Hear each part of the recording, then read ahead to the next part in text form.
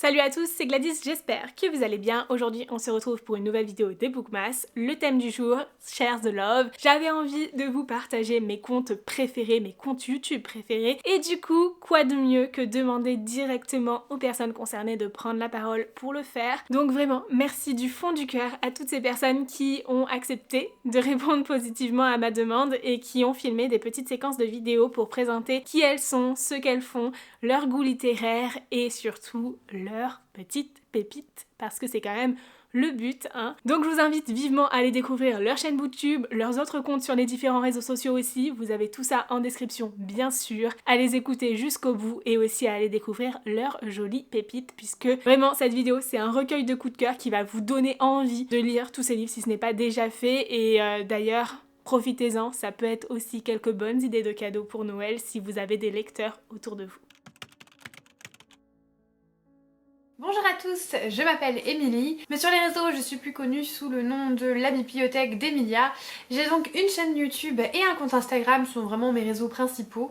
Et je suis une fan de littérature dans un petit peu tous les genres. J'avoue que j'ai des goûts quand même assez éclectiques. Je vais pouvoir lire du thriller, comme de la fantasy, comme du contemporain, même si, on va pas se mentir, mon genre favori ça reste le fantasy, mais j'aime bien changer, voilà, pas toujours être sur la même chose sinon je me lasse vite. J'aime beaucoup le young adulte, même si je tends à m'en éloigner un petit peu pour aller un petit peu plus vers la fantasy adulte, mais ça reste quand même une grosse partie de mes lectures, et donc je vais vous présenter deux de mes livres préférés pour refléter un petit peu mes goûts.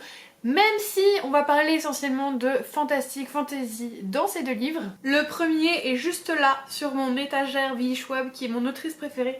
Je dirais même plus mon hôtel à V.E. Schwab. Et le livre que j'ai en 3 exemplaires, dont 2 dédicacés, il s'agit évidemment de La vie invisible d'Adi Larue, qui a été une claque. Voilà, un livre qui m'a marqué, qui a vraiment réussi à me faire ressentir des émotions très fortes et où en fait à la fin de cette lecture je suis ressortie complètement différente. J'ai vraiment eu la sensation que c'était une lecture qui m'avait marquée, et à juste titre, puisque ça fait déjà 2 ans que je l'ai lu et qu'après 2 ans je suis toujours autant fascinée par cette histoire, tellement fascinée que j'ai très peur de la relire au cas où finalement la deuxième lecture ce serait moins impactant. Ça le sera forcément, mais ça fait partie vraiment des livres que j'adore. Et bien que j'ai une règle de ne pas collectionner plusieurs livres de la même édition, celui-là fait un petit peu exception, puisque j'ai aussi cette édition. Et la toute première que j'ai eue, il s'agit d'une édition anglaise qui en plus était dédicacée. Bref, V.E. Schwab et plus spécifiquement ce livre, c'est un petit peu quelque chose qui me caractérise grandement. Un autre livre que j'ai adoré et que j'ai adoré bien plus que Nevernight, L'Empire du Vampire de J. Christophe. C'est un livre que j'ai vraiment trouvé excellent, en ce que je l'ai trouvé un petit peu original, puisque les histoires de vrais vampires un peu dark, un peu gothique, on n'en fait plus beaucoup. En général c'est surtout des mecs trop beaux et compagnie. Et là on est vraiment dans un récit très gothique, très mélancolique, avec énormément de tristesse et de souffrance. Alors dit comme ça peut faire peur, mais franchement c'est un livre que j'ai adoré, qui est ultra bien fait, qui est plein de rebondissements. Il est très long mais on s'ennuie jamais, et il y a une double temporalité que j'apprécie particulièrement. Il y a aussi des illustrations et j'ai tellement hâte que la suite sorte. Vraiment ça fait partie des livres que j'attends le plus pour l'année prochaine, donc ça aussi ça fait partie de mes lectures préférées. Et en fait je me rends compte en vous présentant les 2 livres que j'adore quand les personnages sont très mélancoliques. Je ne sais pas pourquoi, mais c'est un fait. Un grand merci à Gladys de m'avoir demandé de faire partie de ce Share the Love. Et d'ailleurs si vous n'êtes toujours pas abonné à sa chaîne, n'hésitez pas à le faire. Bisous! Hello, moi c'est Kimi des réseaux sociaux Kimi Collection, et ne prêtez pas attention à ce rouge à lèvres rose Barbie, ce n'est pas du tout ma personnalité, je suis quelqu'un de très simple et qui est complètement passionné par la littérature puisque c'en est devenu mon métier. Je suis ravie d'avoir l'occasion du coup d'échanger avec la communauté de Gladys qui m'a donc proposé de participer pour cette vidéo, donc un gros bisou à elle. Et pour faire très simple, je suis une lectrice assez jeune, ça fait seulement 3-4 ans que je lis et je suis fascinée de manière générale par la fantaisie. Mes sous-genres préférés ça va être la fantaisie orientale, ça va être par exemple les réécritures de contes, la fantaisie maritime, La dark fantasy aussi, j'aime plutôt assez. Et depuis quelques années, j'ai pu découvrir la romance, qui est un genre qui me plaît également particulièrement, mais aussi depuis très peu le thriller. Et ma foi, quand on tombe sur un bon thriller, bah ça donne quand même super envie ce genre de lecture. Je suis présente sur pas mal de réseaux sociaux, mon pseudo c'est le même pour tous, comme je vous ai présenté au début, donc Kimi Collection, que ce soit YouTube, Instagram, TikTok, Twitch, Discord, ça fait déjà pas mal, j'espère ne rien avoir oublié. C'est parti pour vous présenter 2 romans chouchous, 2 romans de mon cœur, comme ça vous permettra un petit peu de cibler la personne que je suis. Bon, surtout la lectrice que je suis, parce que la personne, vous avez dû vous rendre compte, je suis assez pétillante, assez souriante, et très dynamique. Tout d'abord, un de mes plus gros chouchous de tous les temps, il s'agit de la dialogie du faiseur de rêve de Laini Taylor aux éditions Lumen. Nous sommes ici sur de la fantaisie orientale, on est sur du voyage, sur de la découverte d'une civilisation, sur la présence qui est d'ailleurs extrêmement importante de tout ce qui est justement religion, croyances et mythes. On a plusieurs points de vue, j'adore vraiment les romans chorales, j'étais complètement happée par l'histoire, par les divinités, par l'histoire également de l'humanité et la romance. Enfin franchement cette duologie elle a eu mon cœur, mon âme et mon argent, parce que j'ai même acheté des éditions collector. J'ai énormément hésité sur le 2e bouquin entre une saga chouchou de mon cœur de dark fantasy mais également une réécriture de conte. Ici il s'agit de Rose éternelle d'Ophélie Duchemin aux éditions Plume Blanche. Bon, vous pouvez aisément deviner qu'il s'agit d'une réécriture de La Belle et la Bête, mais il faut savoir que la plume d'Ophélie Duchemin, qui est devenue depuis une personne qui est vraiment chère à mon cœur, avec qui j'échange régulièrement, elle a une plume onirique, et les réécritures de contes avec cette plume aussi qualitative et aussi belle, c'est tellement, mais tellement plaisant. En plus de cela, sa saga est pleine d'originalité, c'est pas les revisites de contes classiques comme on connaît, c'est tellement plus poussé que ça. Vraiment, vous m'avez perdu. Ma petite Ophélie, c'est une déesse dans son domaine. J'ai été ravie de pouvoir du coup participer à ce projet organisé par Gladys pour du coup fêter ses 3 ans de reprise sur les réseaux sociaux. J'espère que vous la suivez assidûment et que vous la soutenez, parce que c'est une femme qui le mérite amplement. Elle est extrêmement douce, très gentille, très généreuse, et elle est tellement travailleuse et bosseuse. Enfin vraiment, je m'incline devant tout ce qu'elle fait et je suis très heureuse de pouvoir la compter parmi du coup mes copines. Je vous dis donc peut-être à bientôt, et quoi qu'il en soit, bon visionnage à vous. Hello, moi c'est Johanna de la Citadelle de mes lectures. Déjà, avant de commencer à me présenter, je voulais te remercier Gladys pour cette petite vidéo. Ton petit mot pour me proposer de participer à celle-ci m'a énormément touchée, et tu sais déjà à quel point j'aime ta personne et ton contenu. Sur ce, moi je suis une grosse mordue de lecture. Ça fait à peu près 3 ans maintenant que je partage sur les réseaux sociaux. 3 ans à peu près, enfin je n'ai plus la date exacte pour être honnête, j'ai pas fait de calcul, j'ai pas noté non plus. À la base, si j'ai créé mes réseaux, c'est simplement pour partager, parce que dans mon entourage il y a pas beaucoup de lecteurs, et ma présence sur les réseaux sociaux ont permis de faire la rencontre de personnes formidables. Le pseudo La Citadelle de mes lectures vient de la série Game of Thrones. Si vous connaissez un petit peu l'univers, je pense que vous le connaissez déjà de nom. Il y a une grande citadelle remplie de livres, et c'est vraiment ce qui m'a fait penser à ce pseudo-là. Donc cette citadelle est remplie de petits érudits, qui est le nom de ma communauté. Et dans cette citadelle, vous y retrouvez de la romance, de la fantaisie, de la romantaisie beaucoup, et beaucoup de lectures graphiques. Il m'arrive de lire du thriller, il m'arrive de lire d'autres style de littérature, mais c'est quand même assez rare. C'est vraiment tout ce qui est romance et fantaisie qui est prédominant. Et maintenant, je vais vous parler de mes 2 plus gros coups de cœur. Je pense qu'ils ne vont surprendre absolument personne. Tout d'abord, il y a La Guilde des Ombres de Anatrice, qui est une saga de dark fantasy incroyable. Je fais une propagande sur cette saga, mais croyez-moi qu'elle le mérite, même si elle n'est pas à mettre dans les mains de tout le monde, parce que ça reste quelque chose pour public averti. Anatrice, c'est vraiment mon autrice favorite. D'ailleurs, elle publie de la romance, mais aussi de la fantasy. Regardez-moi ces marque-pages absolument magnifiques. Pardon, je m'égare. Et ici, dans cette histoire, on y suit Panama, une jeune humaine qui a le don de mort.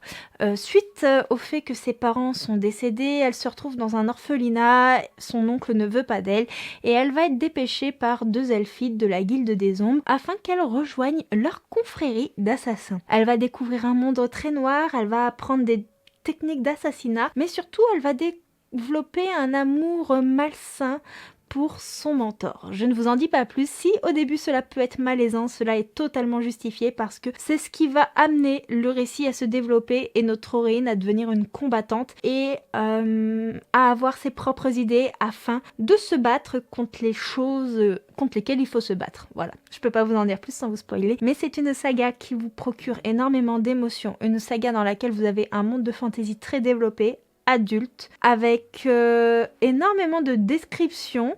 Ça peut être très difficile, vos émotions vont faire les montagnes russes, mais croyez-moi que la saga le vaut bien. Il faut avoir des paquets de mouchoirs à proximité.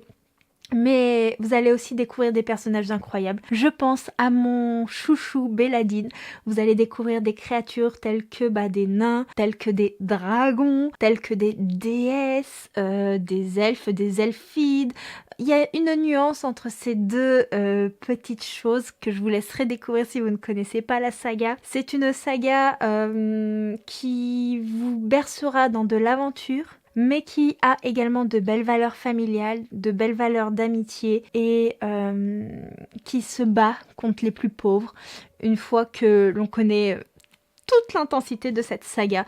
Enfin bref, la Guilde des Ombres, c'est le duel entre la mort et la vie et croyez-moi qu'elle ne vous laissera pas insensible si vous ne l'avez encore jamais lu. C'est vraiment mon plus gros coup de cœur et je crois que aucune saga ne pourra la surpasser à ce jour. Et le deuxième livre que j'aimerais vous présenter, il s'agit de Nos âmes tourmentées de Morgane Moncomble. Il est sorti il y a un long moment, mais c'est une romance qui me tient à cœur puisque elle est pleine d'émotions, elle est pleine de belles valeurs, elle a des messages très très forts et je crois que j'ai un petit faible pour les histoires qui font pleurer. Oui, je suis un petit peu maso par moment, j'aime me faire du mal, comme m'avait dit Morgane Moncomble, et en plus ce roman c'est aussi un petit clin d'œil à Gladys pour quand on avait fait la queue à Montreuil pour voir Morgane Moncomble et lui faire dédicacer un livre en particulier. D'ailleurs Gladys avait filmé le moment où Morgane Moncomble m'avait dit non mais toi t'aimes souffrir. Donc ici on y suit Azalée qui avait quitté sa ville natale parce que elle vivait des choses assez atroces et elle était victime d'un certain harcèlement. Et elle va y retourner parce que sa mère est décédée, qu'elle doit mettre les choses au clair. Et elle va retomber sur certaines personnes de son passé, mais elle va aussi faire la connaissance du voisin de sa maman et celui-ci va la voir vraiment telle qu'elle est et va permettre aussi de mettre en lumière des choses terribles qu'a vécu Azalée. Alors c'est une histoire très très intense. Il y a quelques trigger warnings. Avant de vous lancer dans cette lecture, renseignez-vous. Mais franchement, la plume de Morgane Moncomble, elle est incroyable.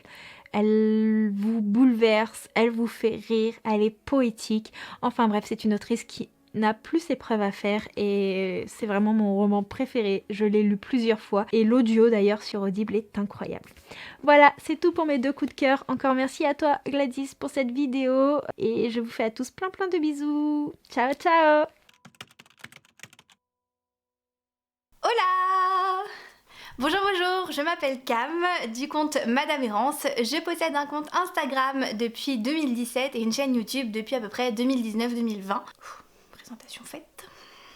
J'ai 30 ans et comme toutes les personnes qui sont passées avant ou après moi, eh bien je suis passionnée de littérature. J'adore ça bien évidemment, c'est d'ailleurs le fond de ma chaîne en fait, avec un petit peu de papeterie bien sûr, mais c'est principalement ce qui anime ma chaîne. Étant une lectrice depuis quand même pas mal d'années, j'ai acquis certains goûts, notamment pour la fantasy et ce qu'on appelle maintenant la romantasy. C'est un petit peu le genre que je préfère, bien que j'aime aussi beaucoup la science-fiction.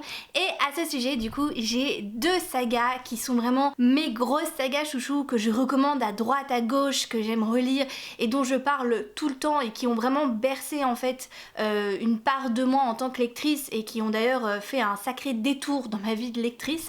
La première saga, ceux qui me suivent ne vont pas du tout être surpris, ils vont même un peu soupirer d'ennui. Il s'agit du coup de Un palais d'épines et de roses de Sarah J. Maas, qui est ma saga favorite au monde. Pendant très longtemps c'était les Harry Potter, mais bon les Harry Potter maintenant je les mets à un autre niveau on va dire. Et cette saga-là par contre a vraiment changé ma vie de lectrice.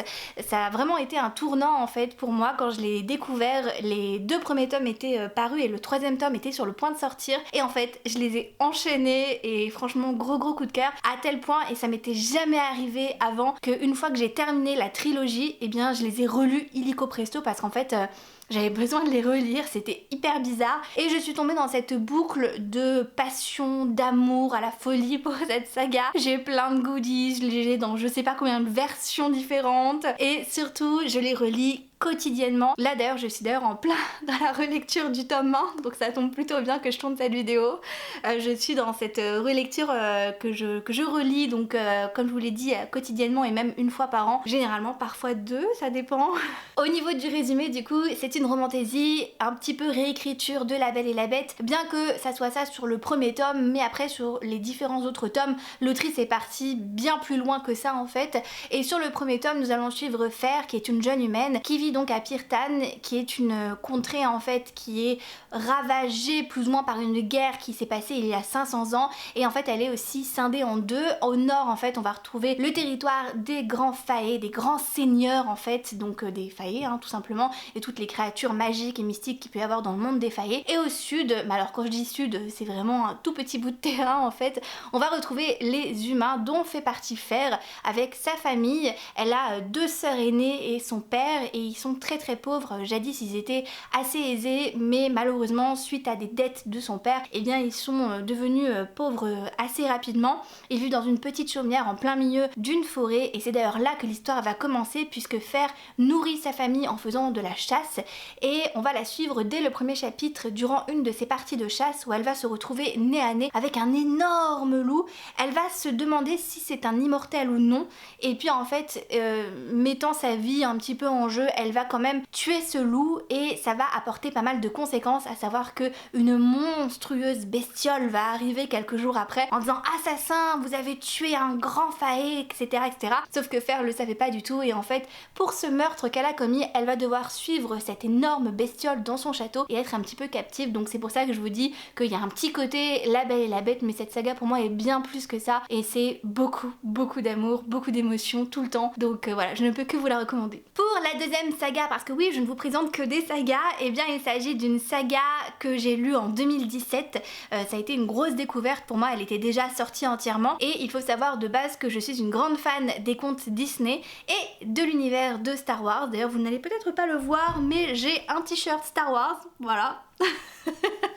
Et donc du coup, quand j'ai découvert Les Chroniques lunaires de Marissa Meyer, et bien ça a été le coup de foudre bien évidemment. Il s'agit en fait d'une histoire de science-fiction avec des réécritures de contes de fées dans un monde futuriste, et c'est hyper bien fait.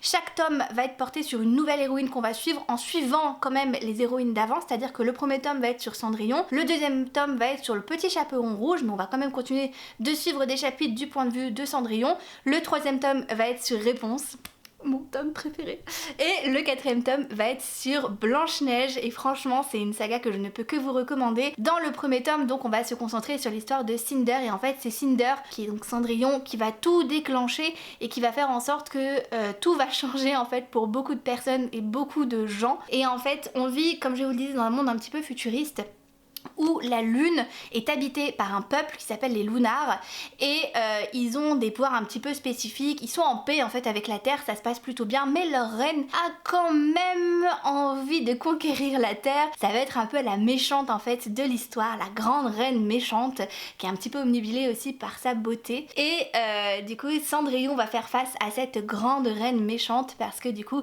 elles vont convoiter plus ou moins le même prince.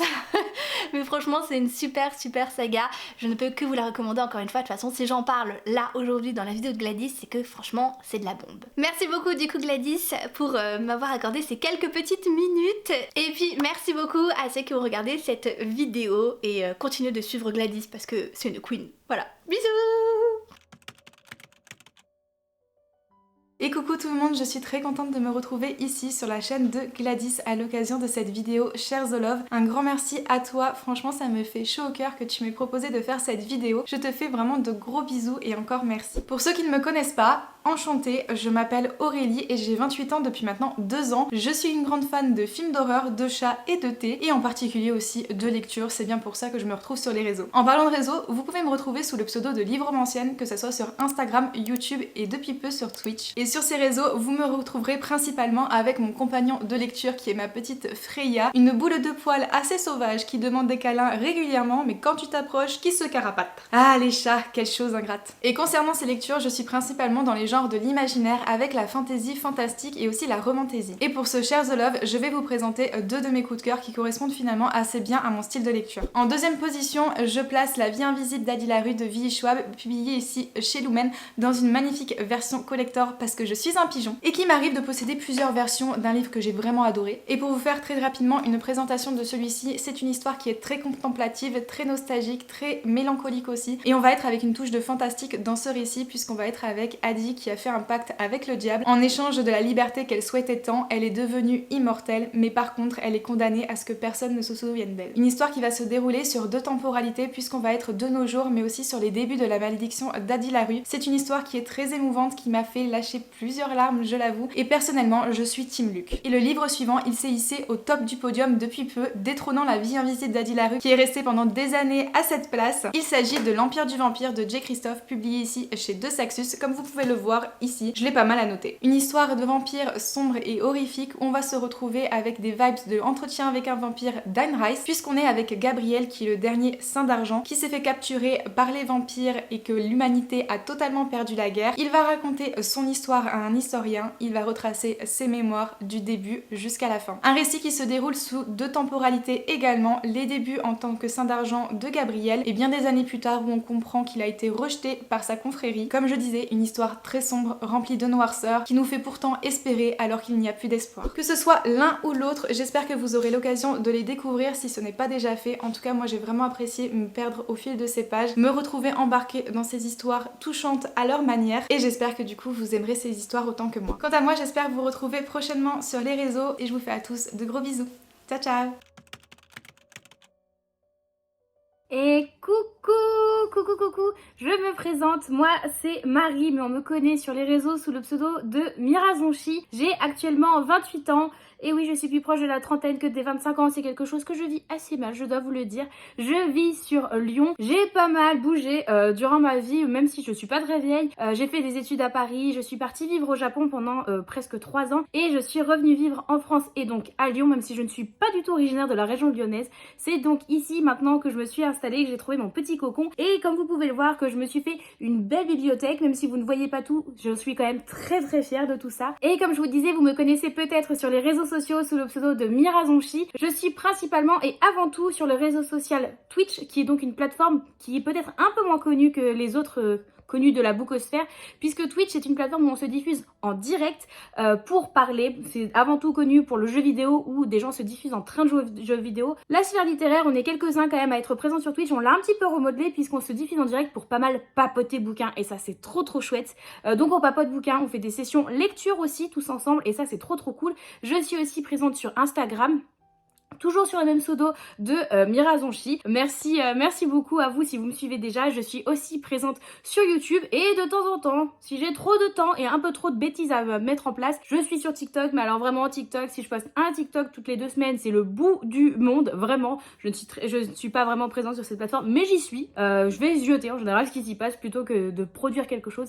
Mais je suis principalement donc sur Twitch, sur Instagram et sur YouTube. C'est mes 3 plateformes de cœur. Gladys m'a aussi demandé de vous présenter mes ouvrages préférés et il y en a un pour ceux qui me connaissent déjà qui est obligé que je vous présente puisque c'est mon œuvre préférée, c'est le livre qui m'a construite, c'est vraiment ce qui me représente le plus, c'est Orgueil et préjugés de Jane Austen. Donc là c'est une des, j'oserais pas dire nombreuses, mais des versions que j'ai du livre puisque je l'ai en presque 10 versions je pense maintenant, donc là je l'ai dans la belle édition reliée en français de chez Hauteville et c'est un ouvrage que j'ai d'abord connu via son adaptation cinématographique quand j'étais ado. Je l'ai connu comme ça, je suis tombée amoureuse du film que j'ai regardé pendant un mois tous les jours, minimum une fois par jour, puisqu'il y a au moins une journée, je me souviens de l'avoir vu 2 fois. Donc vraiment, je suis tombée amoureuse, mais raide dingue de Orgueil et Préjugés, et depuis, ça ne me quitte pas. Jane Austen fait partie de mon quotidien. Vraiment, j'essaye de vous la placer très fréquemment dans tous mes contenus, donc bon, je sais que je saoule certains, mais au cas où le message ne serait pas bien passé, lisez Jane Austen, c'est du classique, c'est de la romance historique, puisque c'est du classique, mais c'est fabuleux. Jane Austen, c'est fabuleux. Monsieur Darcy, c'est l'homme de ma vie, c'est juste dommage qu'il n'existe pas. Mais vraiment, donc Orgueil et Préjugés, c'est l'œuvre qui me caractérise, c'est l'œuvre qui m'a vu grandir, puisque vraiment, je vous dis, je crois que j'avais 13 ans quand j'ai commencé à consommer du Orgueil et Préjugés, donc presque plus de la moitié de ma vie. Donc quand même, c'est pas négligeable, c'est pas négligeable. Et la deuxième œuvre à laquelle je pense, et là c'est plutôt une œuvre que j'ai connue via les réseaux sociaux, et c'est un petit peu le début pour moi de Bookstagram, c'est le premier tome de La Passe Miroir, donc la saga même en général de La Passe Miroir de Christelle Dabo chez Gallimard Jeunesse. J'ai donc commencé à la lire, je crois que les 2 premiers tomes étaient sortis. Oui, les 2 premiers tomes étaient sortis, donc je suis pas arrivée sur le tard, mais j'étais pas là dès le début non plus. Et en fait, ça a un petit peu correspondu au moment où j'ai créé mon compte Booksta, même si bon... À l'époque, j'étais pas du tout connue sous le pseudo de Mira Zonchi, enfin c'était pas du tout le pseudo que j'avais, mais c'est le premier livre, je crois, que j'ai acheté parce que Bookstagram.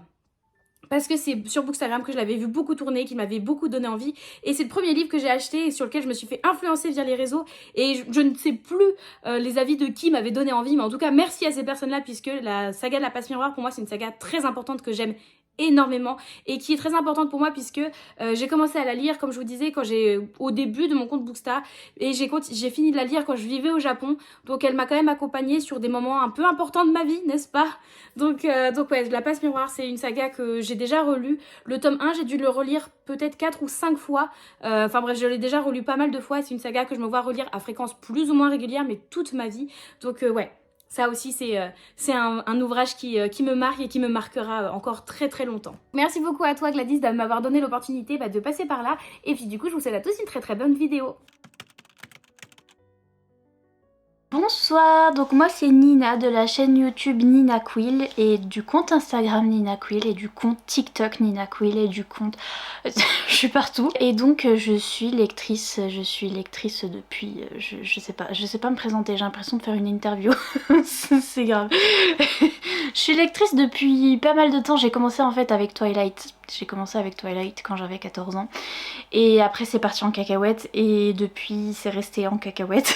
Gladys m'a demandé de me présenter. Déjà je me suis très très mal présentée, mais bonsoir, c'est moi.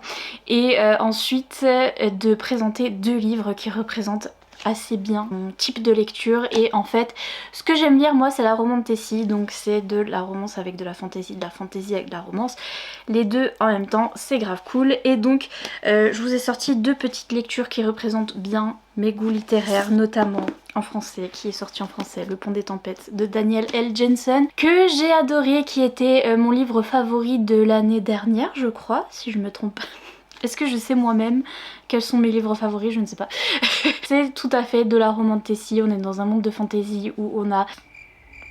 je suis perdue quand c'est pas mes vidéos. Plusieurs royaumes qui se font la guerre. Le royaume de Lara, notre jeune femme, et de Arène, notre monsieur. Ils vont devoir se marier pour un arrangement politique en fait. Lara, elle va se marier au roi qui est Arène du coup, pour essayer, en fait elle est envoyée par son père pour essayer d'espionner un petit peu le royaume d'Arène et de reprendre son royaume, sauf que tout ne va pas se passer comme prévu, ils vont tomber amoureux et donc histoires et complots.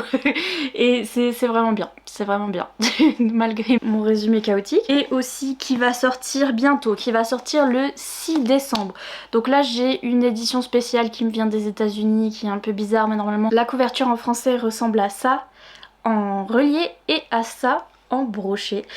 Ça va sortir chez Bookmark, donc c'est The Serpent and the Wings of Night de Carissa Broadbent, qui s'appellera Le Serpent et le Descendant de la Nuit. Je vais faire une interview de Carissa Broadbent si ça vous intéresse. Je vais faire une interview de l'autrice le 13 décembre sur Instagram avec les éditions Bookmark, donc voilà, si jamais vous voulez voir ça. C'est tout ce que j'aime. D'ailleurs les éditions Bookmark ont repris ma citation que j'avais dit dans ma vidéo, dans mon vlog. En fait je vous avais dit c'est un mélange entre ACOTAR, Nevernight et Hunger Games. Prenez tout ça, vous mélangez, tuc tuc tuc, ça fait un bon gâteau. ça fait ce livre et c'est incroyablement bien. On est dans un univers assez sombre quand même, avec des vampires, mais pas des vampires comme dans Twilight. C'est des vampires, ils sont méchants. Ils sont méchants quand même, hein.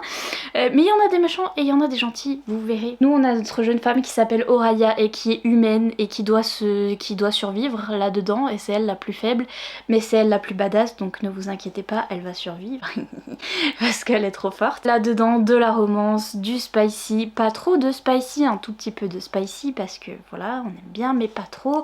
Du enemies to lovers, la première fois que les deux se rencontrent, elle le poignarde, il n'a même pas le temps de dire bonjour, elle est là, elle le poignarde, il est là, ben bonjour et après elle se barre. Donc voilà un petit peu le enemies to lovers. Et c'est incroyablement bien écrit et bien fait, le monde de fantasy est hyper bien développé. Il y a un plot twist à la fin, incroyable, comme dans toutes les romantaisies qui se respectent. Mais donc voilà, ça va sortir chez Bookmark le 6 décembre, c'est déjà sorti, il me semble qu'il est déjà sorti en numérique, parce qu'il y a eu un petit bug, je crois que vous pouvez déjà l'avoir en numérique. Donc voilà, deux petites lectures qui me représentent pas mal. Romantasy, univers assez sombre pour les deux, mais avec des femmes badass qui en général poignardent le monsieur, j'aime bien. Personnellement j'aime bien. Donc voilà pour cette petite vidéo, merci à Gladys de m'avoir intégrée dans sa petite vidéo, je suis trop contente. Et si vous voulez passer voir ma chaîne malgré ma chaoticité de ce petit clip, eh bien n'hésitez pas. Des bisous. Et voilà, j'espère sincèrement que cette vidéo vous aura permis de découvrir certaines créatrices de contenu. Merci beaucoup encore une fois les filles d'avoir participé à cette vidéo. Donc vraiment, si vous avez apprécié les quelques mots où elles ont parlé, les livres qu'elles ont présentés ou autres, et que vous reconnaissez un petit peu dans ce qu'elles ont dit, n'hésitez pas à aller vous abonner à leur chaîne, je pense que ça leur fera grand plaisir et puis ça vous permettra de découvrir un petit peu plus leur contenu. Sur ce, en attendant la prochaine vidéo des Bookmas, c'est-à-dire demain à 17 h, je vous souhaite d'excellentes lectures, je vous fais de très gros bisous et je vous dis à très bientôt. Ciao!